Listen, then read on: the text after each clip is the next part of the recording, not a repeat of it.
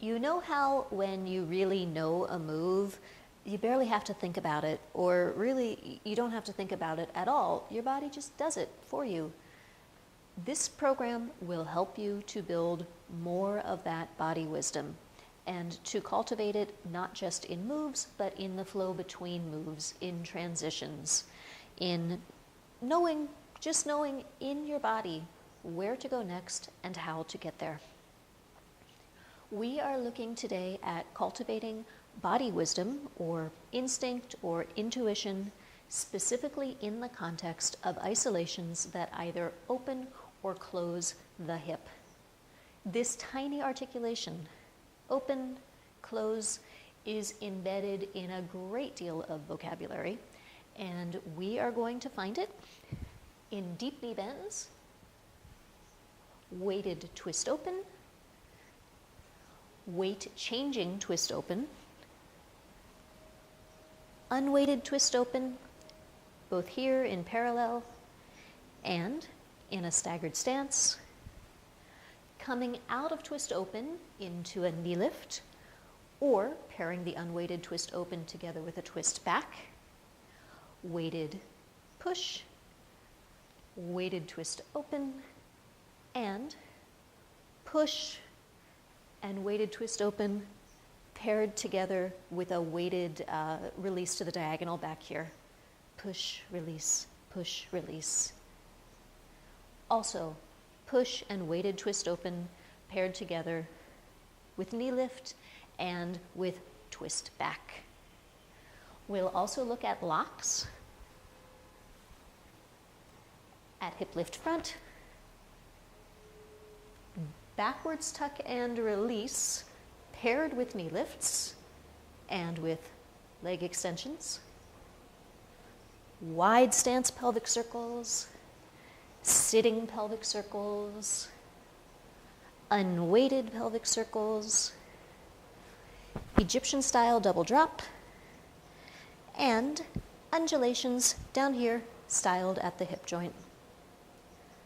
Many of these movements tend to be more associated with Egyptian styling, and they're generally used less out of that context, although I use them all of the time. Styling at the hip is heavy, and it can often be very flirty. And because I tend to often like a lot of more lyrical, lifted movement, I rely on this kind of hip work to keep things from getting too saccharine. Elegance is nice, but elegance without a little oomph can be bland. And also, for me in particular, for my body type, hip work that is styled down here at the bottom of the pelvis is what for me shows the most strongly. If you are the opposite of me, if you have narrow hips, long waist, you may find that you're more of a rim of the pelvis dancer, that you want to work more up here. But even if that is the case, I think you will still enjoy having these moves to add in once in a while for variety, for texture. If you need practice with these movements, you can use the technique flow today for that purpose, but I have put the program together specifically for dancers who have already done that work, the work of internalizing the technique. This is a program to help you level up, and what happens at that next level is that you are going to hand over the steering wheel to the body and just let the body lead. If your body doesn't really know what it's doing yet, then letting it lead might not be the best idea.